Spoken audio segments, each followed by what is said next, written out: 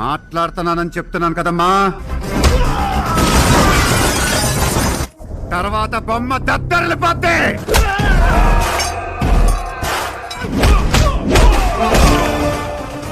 Assalamualaikum. Kali ini kita ulas film Sarileru Nekevaru. Artinya tidak ada yang sebanding denganmu. Hunter. Film ini dibintangi Mais Babu dan Resmika Mandana yang unyu-unyu. Tidak lupa Mimin Colek yang selalu memantau seperti Dedi Saputra di Riau, Ranisa Dominik di Bandar Lampung, Saiful Anwar di Jambi, Vega di Tuban, Rizky di Bogor, Rudi di Solo, Afdal Zikri di Tasikmalaya, Radia di Sulawesi Selatan, Riz Faris di Dubai, Imam di Brebes, dan semuanya di seluruh penjuru. Halo semuanya, selamat datang di Yusuf Official. Saya Yusuf dan ini adalah video yang tepat buat kamu yang mau cari tahu tentang film seru ini. Pemuda hebat itu bernama Ajay Krishna, diperankan Mahesh Babu. Dia berpangkat mayor di pasukan khusus Angkatan Darat India. Ajay bertugas menjaga perbatasan Kashmir. Dia sudah tidak mengenal rasa takut lagi. Setiap hari hidupnya akrab dengan bau kematian. Terbukti ketika ada bom aktif yang harus dijinakkan. Ajay sama sekali tidak panik. Dengan santainya, Ajay memilih ngopi dulu. Rekannya yang sudah berumur, Prasad selalu ketakutan dengan gaya Ajay. Menjinakkan bom seperti mainan baginya. Ajay tidak butuh baju pelindung. Sungguh keberanian yang tak ada bandingannya. Itulah Sarileru Nekevaru. Orang yang memasang bom terlihat di sekitar lokasi. Ajay dan pasukannya mengejar teroris itu. Tentara berusaha dikelabui dengan memanfaatkan warga sekitar. Namun cukup mudah bagi Ajay mengidentifikasi teroris sebenarnya. Tanpa kompromi, Ajay menembak teroris itu hingga mati. Selain tentara, ada pula dosen pemberani bernama Profesor Bharati yang tinggal di kota Purno. Ketika ada mahasiswa kurang ajar karena pengaruh alkohol, Bharati tidak segan-segan menampar dan mengusirnya. Ayah mahasiswa itu sahabat pemilik yayasan. Bharati tidak peduli. Dia justru menampar mahasiswa itu lagi di hadapan ayahnya. Seharusnya Anda yang menampar anak Anda ketika berbuat salah, bukan justru datang membelanya. Saya tidak pernah mentolerir kesalahan apapun, tegas Bharati pergi. Sosok Bharati merupakan wanita hebat. Setelah suaminya meninggal, dia sendirian membesarkan 3 anaknya. Bharati juga mengadopsi seorang anak perempuan yatim piatu. Anak perempuan Bharati dilamar orang kaya raya. Keluarga laki-laki mengolok Bharati yang kehidupannya biasa saja. Apalagi anak sulungnya sudah meninggal sebagai tentara. Anak laki-lakinya yang kedua juga bisa bernasib sama karena menjadi tentara. Bharati mengaku bangga sebagai keluarga tentara. Anak laki-lakinya dikirim ke perbatasan untuk menjaga keamanan semua orang. Dia tidak menyesali apapun yang telah terjadi. Terlepas dari semua itu, pernikahan untuk anak perempuan Bharati ditetapkan. Kabar gembira itu disampaikan kepada anaknya yang bertugas di Kashmir. Anak Bharati bernama Ajay, tapi bukan Mayor Ajay Krishna. Kalau Mayor Ajay mah anak yatim yang sudah tidak memiliki ibu. Anak Bharati memang bernama Ajay. Dia salah satu tentara yang menjadi bawahan Mayor Ajay, sang pahlawan kita. Kepada ibunya, Ajay berjanji akan pulang secepatnya. Ajay kemudian meminta izin cuti. Ajay akan diizinkan pulang karena itu pernikahan adiknya. Masalah datang dari sekelompok teroris yang menuntut rekan mereka dibebaskan. Banyak anak-anak Kashmir sudah disandra. Beberapa petinggi Angkatan Darat ingin mengabulkan tuntutan teroris. Nyawa anak-anak tidak berdosa itu jauh lebih penting untuk diselamatkan. Mayor Ajay angkat bicara. Tentara India tidak boleh tawar-menawar dengan teroris. Ajay meminta diberi kesempatan untuk memimpin pasukan. Semua sandera dijamin akan bebas dan selamat. Brigadir Murali Sarma selaku atasan tertinggi di tempat itu mengizinkan Mayor Ajay membawa pasukan untuk melakukan operasi penyelamatan. Setelah tiba di lokasi, satu persatu para teroris dilumpuhkan mereka dengan mode senyap.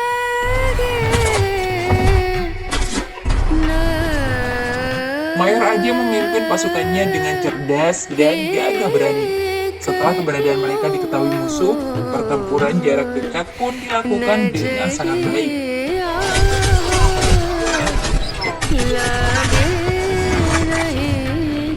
Mayor Ajay mengajak pasukannya bersembunyi untuk sementara waktu. Sedikit lagi, anak-anak yang sudah disandra bisa dibebaskan.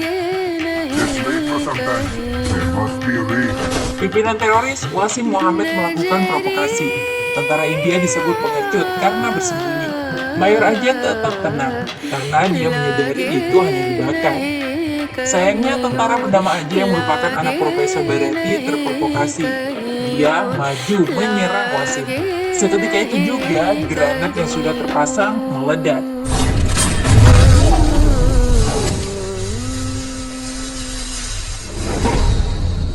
Ajay terluka parah, kondisinya kritis. Situasi menjadi tidak terkendali. Mayor Ajay marah besar. Dia menyerang Wasim dari atas bangunan. Tidak butuh waktu lama, semua teroris berhasil dibunuh.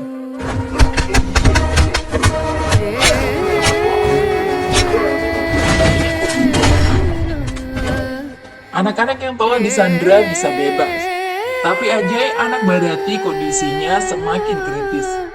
Tentara dari keluarga itu sudah berkorban untuk negara sebelumnya. Sekarang adiknya dalam keadaan kritis, ungkap Brigadir Sharma. Apabila kondisi Ajay diinformasikan kepada pihak keluarga, pernikahan adik Ajay bisa terganggu. Brigadir Sharma meminta agar kondisi Ajay diberitahu setelah acara pernikahan selesai. Seseorang harus datang ke acara pernikahan adik Ajay agar semuanya terlihat baik-baik saja. Setidaknya itu yang bisa kita lakukan kepada keluarga yang telah berkorban besar untuk negara, ucap Sharma. Sekali lagi, Mayor Ajay mengambil tanggung jawab itu. Dia akan pergi ke rumah anak buahnya yang ada di Kurnool. Temannya Prasad diajak ikut menemani. Kota Kurnool saat ini dikuasai seorang pejabat negara bermental korup, namanya Menteri Nagendra. Dia akan membunuh jika ada yang berani menentangnya. Beberapa warga dipimpin Rami Reddy mencoba melakukan aksi protes. Mereka menuntut Menteri Nagendra diperiksa karena sudah sering korupsi. Keberanian Rami Reddy dihadapkan dengan 2 truk preman peliharaan Nagendra. Para preman itu sangat beringas. Mereka siap melakukan apa saja demi uang.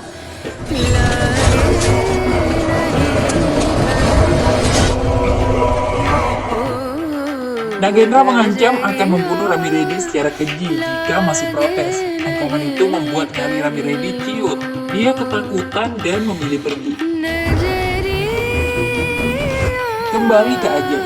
Dia akan naik kereta api ke Kurnool. Saat itulah Ajay bertemu seorang gadis bernama Samkruti yang diperankan Rashmika Mandanna. Kedatangan Ajay membuat Samkruti jatuh cinta pada pandangan pertama. Dia memberitahu keluarganya agar bisa dinikahkan dengan Ajay. Samkruti tanpa malu mengungkapkan kekaguman dan cintanya pada Ajay. Hal itu membuat Ajay risih. Padahal Samkruti juga cantik, manis, menawan, mempesona. Ajay tidak suka saja karakter Samkruti yang overaktif. Apalagi Samkruti bersekongkol dengan keluarganya untuk menjebak Ajay seolah-olah diperkosa. Ajay jadi enek dengan gangguan sepanjang jalan. Dia mengajak Prasad turun dari kereta api, lalu secepatnya pergi ke rumah Profesor Bharati yang merupakan ibu Ajay. Setiba di rumah tujuan, Ajay kaget melihat suasana yang sepi. Pintu sudah terkunci, halaman rumah juga berantakan. Padahal akan ada pernikahan di rumah itu. Mayor Ajay yakin ada hal buruk yang sudah terjadi. Ajay pergi ke kampus tempat Profesor Bharati mengajar. Rupanya pihak kampus sudah memecat Bharati 4 hari lalu. Ternyata keluarga Bharati sedang menghadapi masalah besar. Bharati bersama anak-anaknya bersembunyi dari kejaran anak buah Nagendra. Persembunyian Bharati di sebuah gudang hampir saja ketahuan. Tangan kanan Nagendra, sebut saja namanya Perot Reddy, bahkan berhasil membuat Bharati terluka.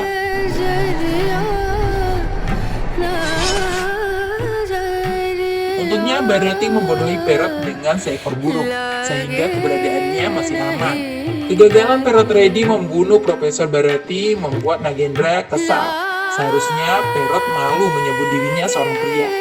Apabila Perot ingin dianggap pria, dia harus bisa seperti aluri Sita Maraju. Nagendra menunjukkan video di YouTube seperti apa sosok Sita Maraju yang dikenal sebagai pahlawan orang Telugu. Keberanian dan kejantanannya tidak pernah mengecewakan orang-orang yang mempercayainya. Perot pun berjanji akan segera membunuh Barati. Sementara Mayor Ajay terus mencari keberadaan Barati, namun belum membuahkan hasil. Ketika melapor ke kantor polisi, Ajay justru dicuekin. Seseorang juga melaporkan tentang hilangnya Barati. Dia adalah calon menantu Barati. Sayangnya Ajay tidak bisa mengejar pemuda itu. Ajay tidak putus asa menanyakan keberadaan Barati kepada semua orang. Anak kecil yang merupakan murid kelas Barati juga mengaku tidak pernah melihat gurunya. Barati masih bersembunyi. Dia akan pergi ke Hyderabad agar hidupnya tenang. Tapi anak-anaknya dalam bahaya. Perot Reddy berhasil menangkap mereka. Barati jadi panik. Mayor Ajay diberitahu tentang keberadaan Barati oleh anak kecil tadi. Untung saja Ajay belum meninggalkan Kurnol. Ajay langsung bergerak cepat menemui keluarga Barati. Di dekat benteng bersejarah kota Kurnol, Perot Reddy meminta Barati keluar dari persembunyian. Jika tidak, anak-anaknya akan dibunuh. Demi keselamatan keluarganya, Barati muncul. Perot melempar kapak ke arah Barati. Tapi Mayor Ajay sudah tiba. Pahlawan kita siap menunjukkan aksinya.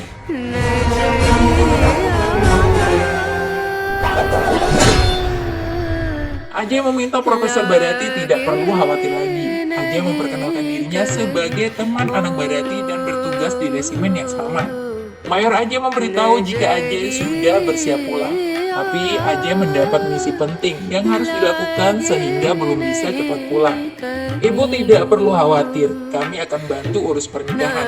Ajay akan pulang di hari pernikahan, ucap Mayor Ajay berbohong. Obrolan serius itu diganggu oleh anak buah Menteri Nagendra. Ajay meminta para preman pergi karena dia sedang berbicara serius dengan Barati. Ajay malah ingin dibunuh. Dengan sigap, Ajay melumpuhkan beberapa orang sekaligus.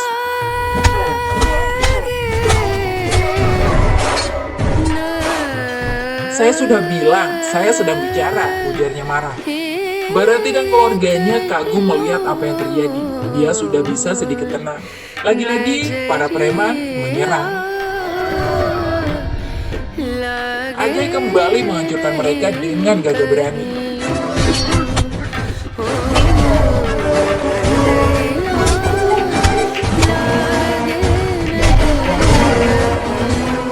Perot Reddy sampai ketakutan melihat Ajay yang begitu tangguh perkasa. Dalam ketakutan, Perot mencoba mengancam Ajay agar segera pergi. Ajay jadi emosi mendapat ancaman seperti itu. Kalian berkali-kali menyerang, tapi keringat saya belum keluar. Kalian yang seharusnya pergi, teriak Ajay. Perot Reddy semakin ketakutan dengan keganasan Ajay. Dia tidak pernah membayangkan akan menghadapi orang seperti Ajay. Tubuh Perot sudah menggigil melihat Ajay seperti aluri Sita Maraju.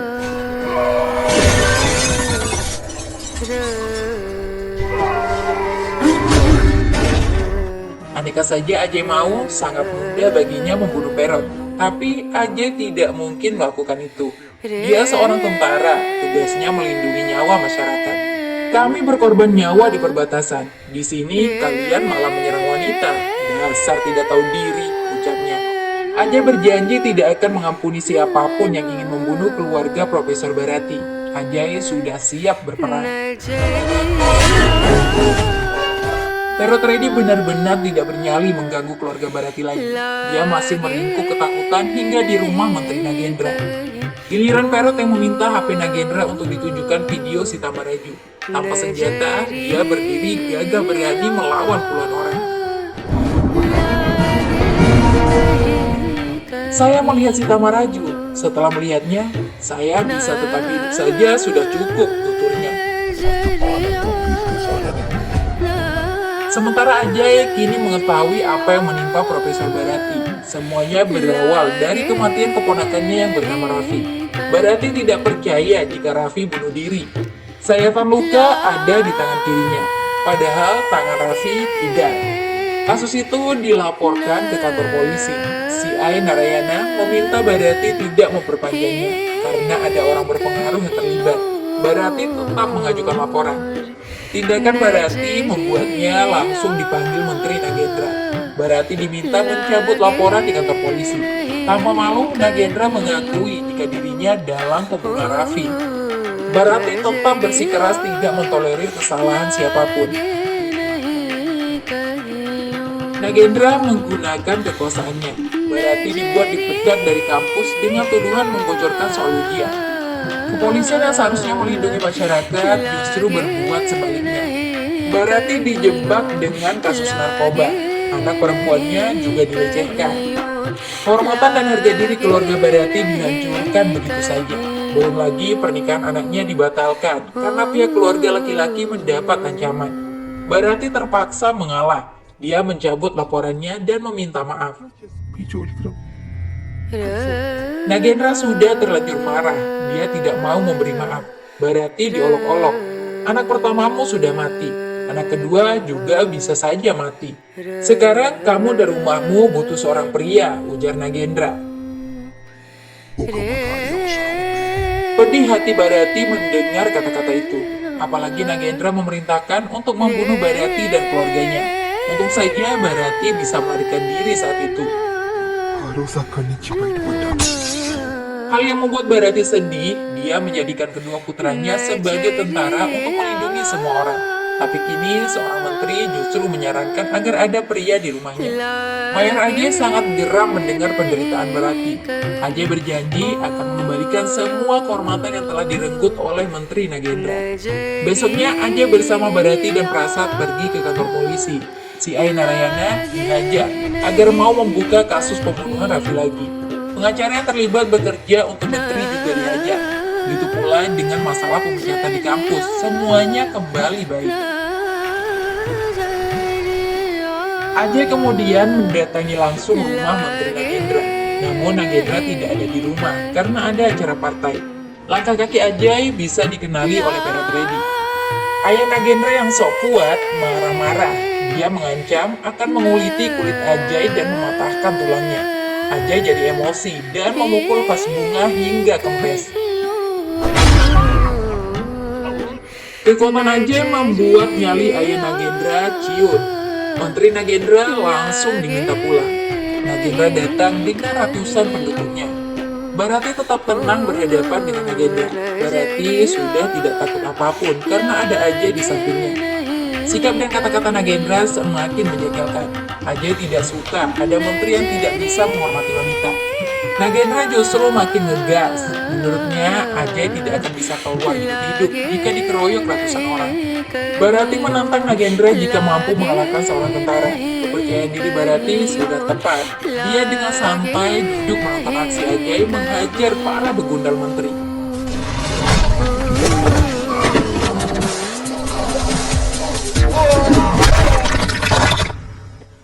Giliran Bharati yang mengolok-olok Nagendra. Apalagi pukulan Ajay kekuatannya tidak kalah dengan gempa bumi.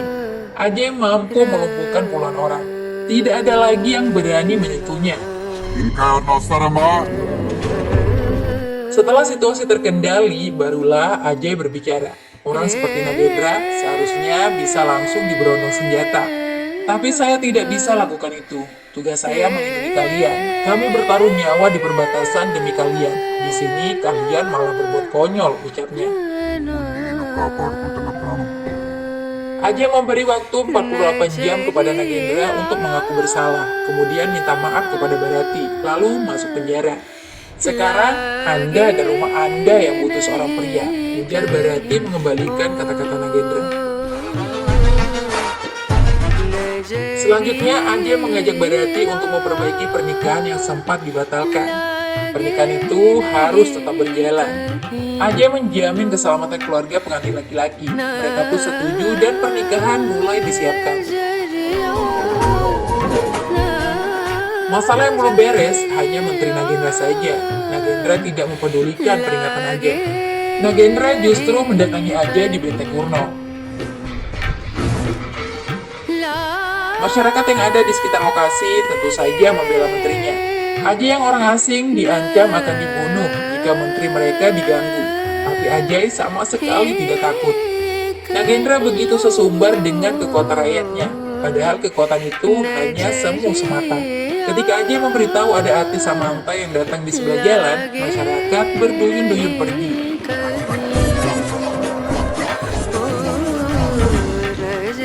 Masyarakat di sana tidak peduli kecuali kesenangan mereka sendiri. Ajay mempermalukan Nagendra yang hanya mengandalkan kekuatan orang lain. Ajay sampai batuk karena terlalu sering teriak selama di Kurno. Ajay juga berjanji akan membuat Nagendra masuk penjara, bertaubat, lalu menjadi warga negara India yang baik. Karena memang itulah salah satu tugasnya sebagai tentara. Untuk bisa menjebloskan Nagendra ke penjara, Ajay akan mengumpulkan bukti tentang pembunuhan Raffi. Prasad meminta bantuan teman kepolisiannya, penyidik kriminal Koti. Petugas itu datang bersama asistennya, Kishore, dan calon istrinya, Samruti. Ya guys, Samruti telah dijodohkan oleh ayahnya. Sekarang justru bertemu lagi dengan sang idaman, si Ajay ganteng imut.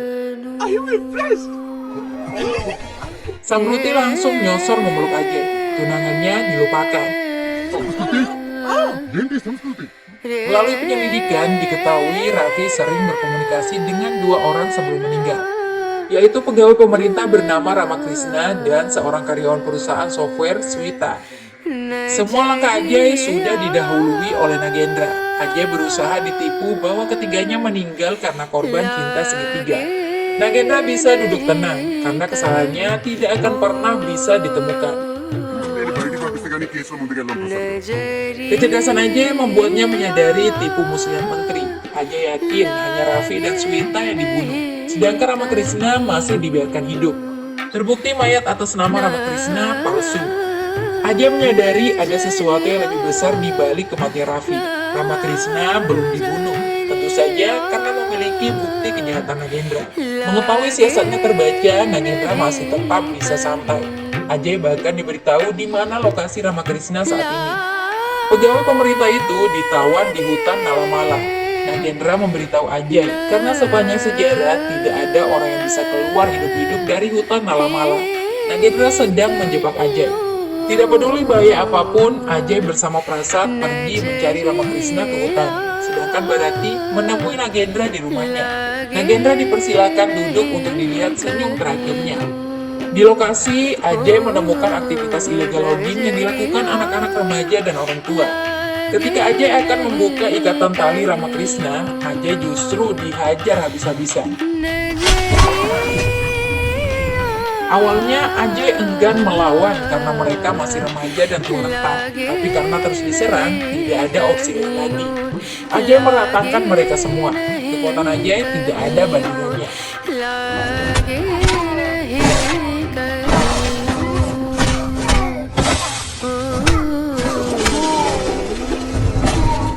Ramakrishna yang akan menjadi saksi kejahatan Nagendra berhasil dibawa pulang.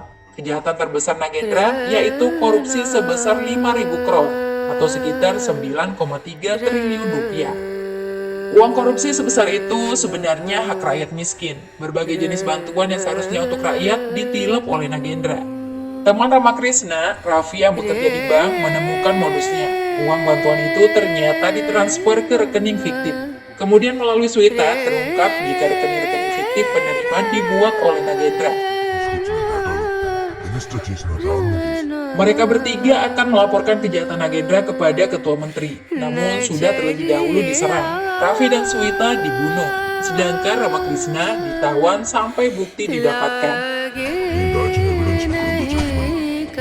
Kini semua bukti sudah di tangan Ajay. Nagendra yang panik meminta bantuan para petinggi partai. Ajay justru datang ke tempat para politisi itu berkumpul.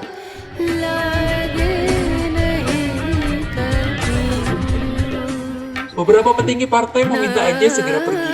Tugas tentara adalah menjaga perbatasan, bukan justru membuat masalah dengan politisi.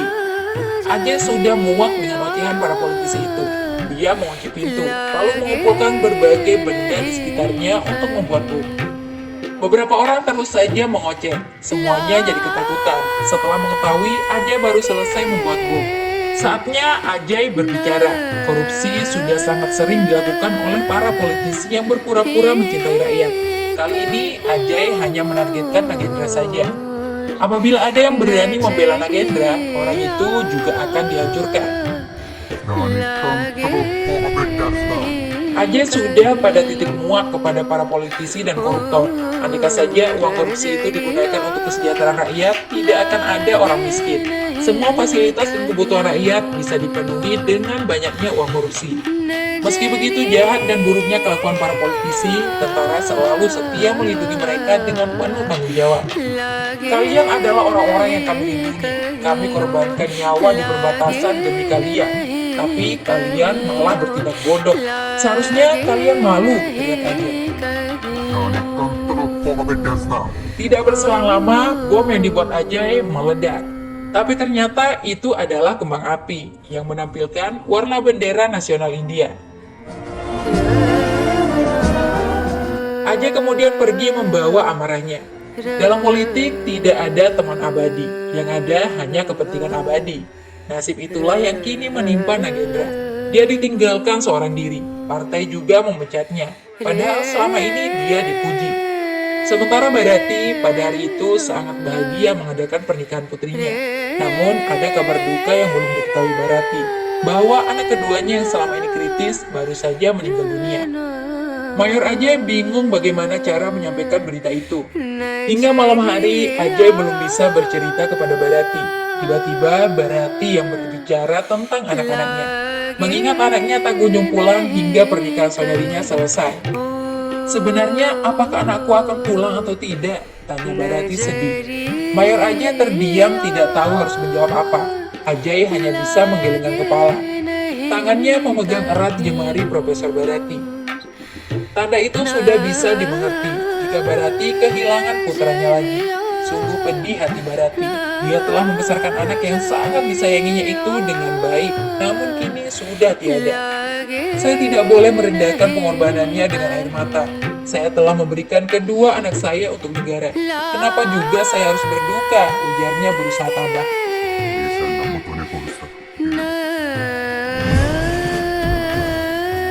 Keesokan harinya, jenazah anak Bharati diantar pulang.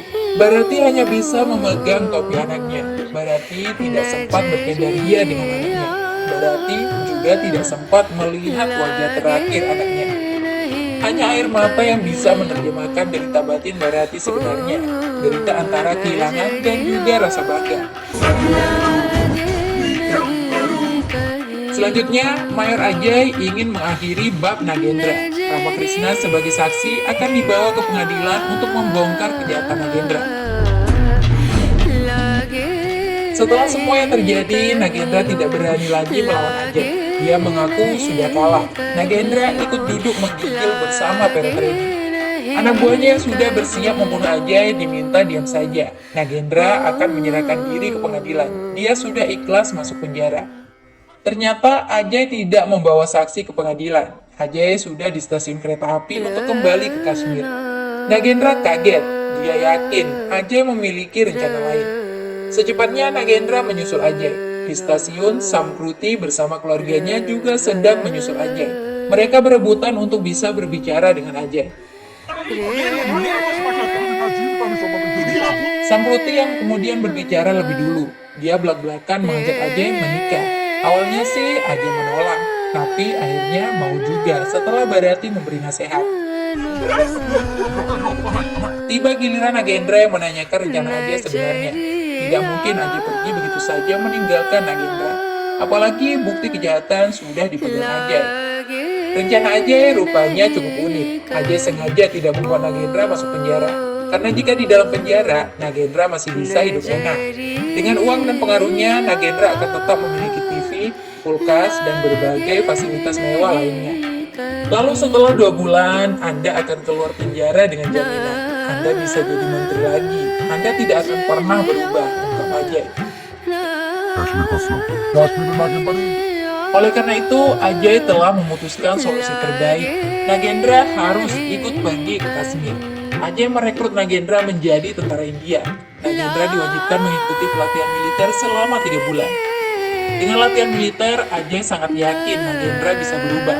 Karena dalam militer, orang akan merasakan bau kematian setiap saat. Rasa nasionalisme bisa tumbuh dalam jiwa. Jika semua pejabat negara mendapatkan latihan militer, mereka pasti akan bertanggung jawab, ucap Ajay. Tidak ada pilihan lain bagi Nagendra kecuali ikut ke Kashmir. Dia terpaksa mengikuti pelatihan militer yang sangat berat setiap hari. Setelah 3 bulan, Nagendra benar-benar bisa berubah. Dia yang kini justru gregetan untuk menghukum setiap orang yang melakukan kesalahan. Dosa-dosa masa lalu kepada masyarakat ditebus. Begitu pula dengan Perot Reddy yang sudah bertaubat. Perot ingin anaknya menjadi tentara seperti Ajay. Kini tidak ada lagi masalah. Ajay dan Samruti juga menikah. Film berakhir indah. Dadah.